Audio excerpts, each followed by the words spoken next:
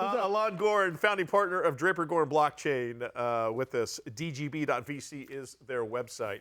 And I would say, since I have started this show and gotten to know Alon and just listened when he is on the show. Alon's funky. I love Alon. I love him. You know, he's that Menlo Park mensch, as we like to call him. But I've learned more about literally have learned about the blockchain, coming into it going, where's the chain? I still don't get it. Yeah. You don't get it? Absolutely not. 0%. Alon, Alon's not going to be happy to hear me say that, because we've talked many times. If you were going to explain to me, Mary, well, it's either like a second grade class, Mary, because Mary's much smarter than that, but I didn't. Yes. But when it comes to this, I don't know why my brain cannot. Take it from the top, and imagine you had a national platform now that you do to explain to, do this. Explain this to my parents. Explain blockchain so my parents would understand it.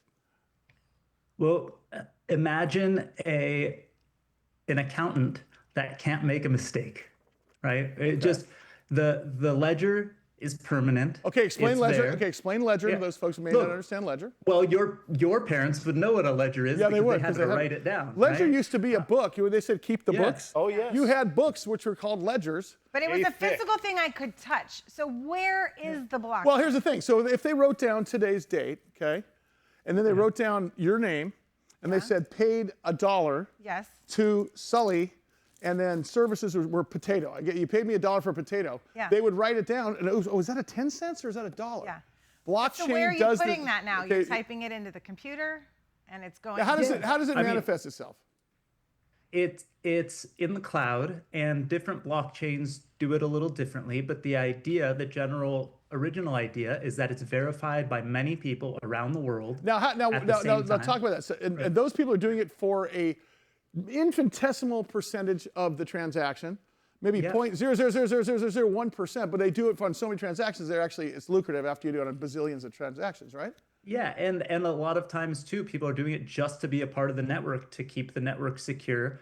And so these are third parties that are saying you and I. And by the way, one last question that I think I can wrap up over this. How would we, if we wanted to start selling potatoes to Mary on a regular basis? How do I access the blockchain to put that up on the blockchain? Hopefully you never have to think about that, right?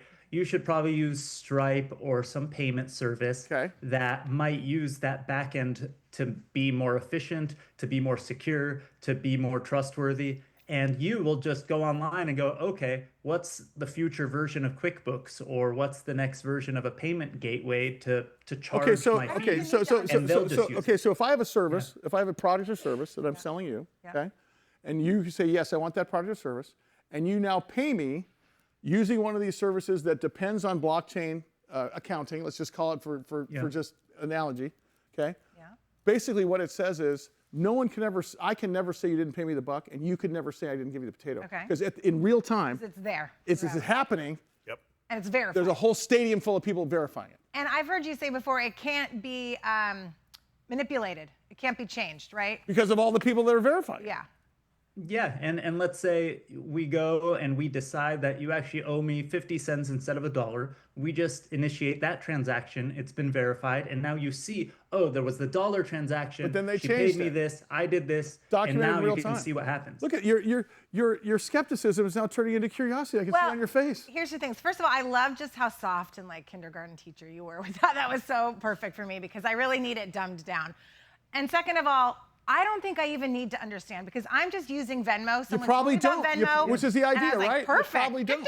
I'm sending off money, and I don't really care. Well, but you do, though, and I'll tell you why. Because, Alon, tell me if I'm wrong. Eventually, when we no longer need brokers or middlemen to sell something like cars or stock or real estate, if it ever gets to that point, you do care, because your prices are going to go down dramatically. Okay. Because of that. Is that one of the key selling propositions there? And you know, some of those offenders like Wells Fargo, who pay billions of dollars a year in fees to the government for maybe mistakes that they made, won't be able to just open accounts on your behalf and do the things that they do. It'll all be verified. It'll all be transparent and honest, and you won't have to then pay fees to the bank for them to cover those fees in the future. Everything gets more efficient. Everything gets better. and hopefully the consumer gets the better deal. And that's what we all hope for. And I think that digitizing anything should give us all better prices, better transparency, and better services. Alon Goren is the founder partner of Draper Goren Blockchain. Alon, at Speech Weather, I might need to buy some of those potatoes, if you know what I mean. Well, the potato goes in the front of the Speedo. Every episode. right. There's a completely different message when you put the potato in the back of the Speedo. Are you sure we're not on morning radio right now? I thought By you the way, guys at the said same we're time, not on radio anymore. can I just bring this up right now? Mike is not wearing a municipal shirt, I know- but instead he's proudly displaying LaCroix. Oh, sorry, that's not supposed to be. Yeah. Oh, yeah. Sure. Whatever. No, another advertiser. My bad. Alon, how is regulation? Is it is it keeping up? Is it pretty much going along the way you thought it would? Yeah, it was slow going, and other countries were a bit ahead of us, and that was a bit of a bummer for us who want to support entrepreneurs and want to support individuals that are in America.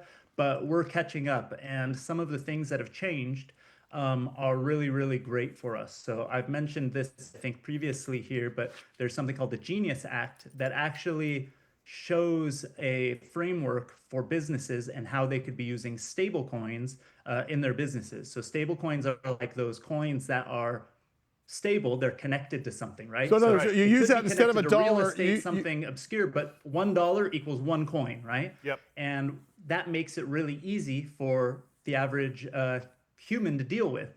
And there's benefits that come from it, and the government hadn't given us rules yet. And so real honest companies were afraid to utilize this technology until now that it's defined. And now products like what Sully teased at, right?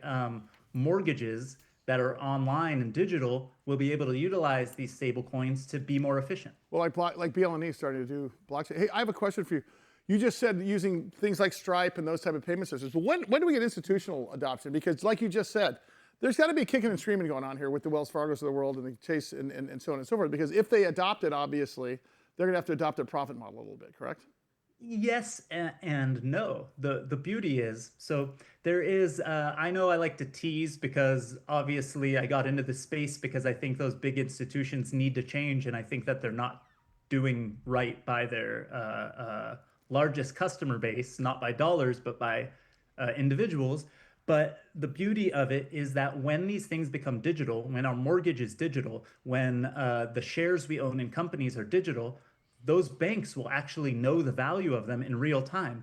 We won't have to go into a bank to talk to a wealth manager to borrow against it. We won't have to do any of those things. We should be able to, in one click, borrow against the assets that we have.